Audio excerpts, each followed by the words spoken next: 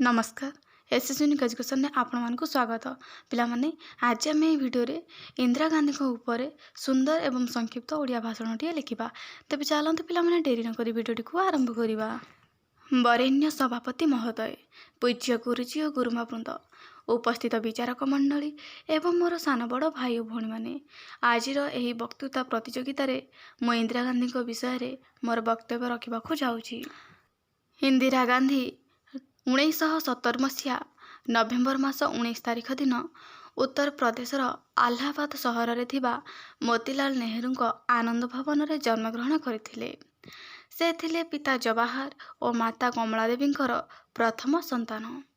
जन्म समय से देखा बहुत सुंदर थिले, सेथिपाई पिता जवाहरलाल नेहरू तांकर नाम देइथिले प्रियदर्शिनी।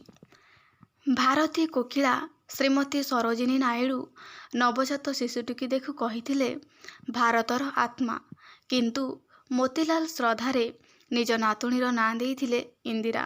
तेणु पितामाता तथा पितामहଙ୍କ दत्त नाम को मिसाई तांको ना रखागला इंदिरा प्रियदर्शिनी। प्रकृतरे देखिबाकू से एते सुंदर थिले जे सहजरे समस्तଙ୍କୁ निज आड़कू आकृष्ट करि पारुथिले।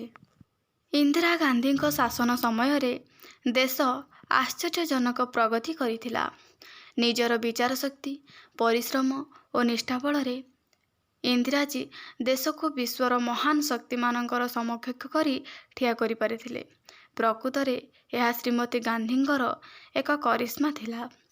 तांकर व्यक्तित्व और वाणीर प्रभाव भी थिला, जेउथिपाई देशर प्रतिष्ठा वृद्धि पाइथिला और निजे मध्य विश्वर सबुठु अधिक प्रभावशाली और शक्तिशाली महिला भावे विश्ववासी निकटरे से परिचित होइथिले।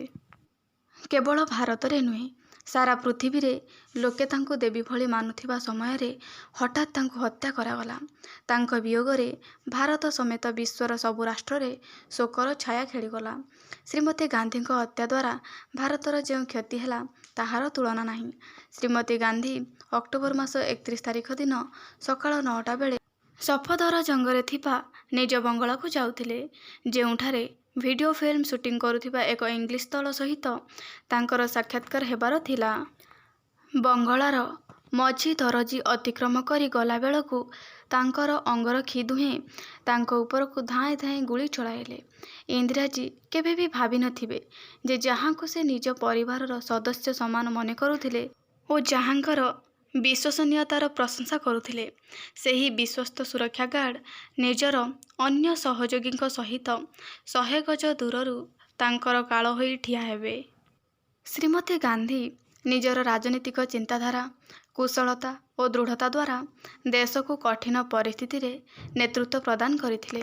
प्रधानमंत्री को हत्या खबर निया सदृश व्यापी जाइथिला।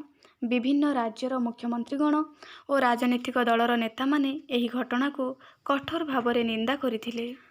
दलमत निर्विशेष रे समस्ते एही घटना को भीरुतापूर्ण कार्य बोली कहिथिले। समस्तଙ୍କ हृदय दुखरे भांगी पड़िथिला, किंतु केही निजर दुख को व्यक्त करि पारु नथिले। मु एथि कहि मोर वक्तव्य समाप्त करूछि। जय हिंद।